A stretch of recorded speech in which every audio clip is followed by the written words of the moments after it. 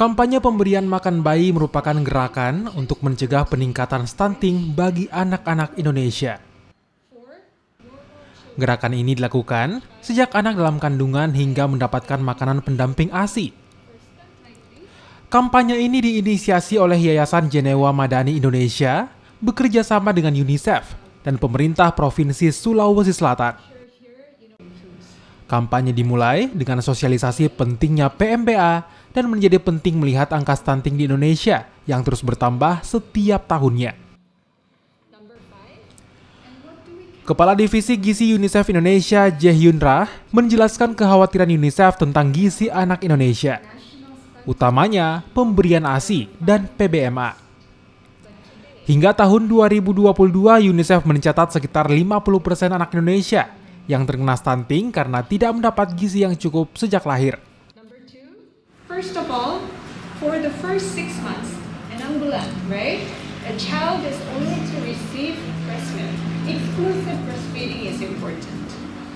But now in Indonesia, only 1 in 2 children, or 50% of children, receive exclusive breastfeeding. Which means that 1 in 2 children are not exclusively breastfed. Secondly, a child continues to grow until 2 years. And continued breastfeeding is important, but many children, almost 50% of children in Indonesia again, do not receive continued breastfeeding.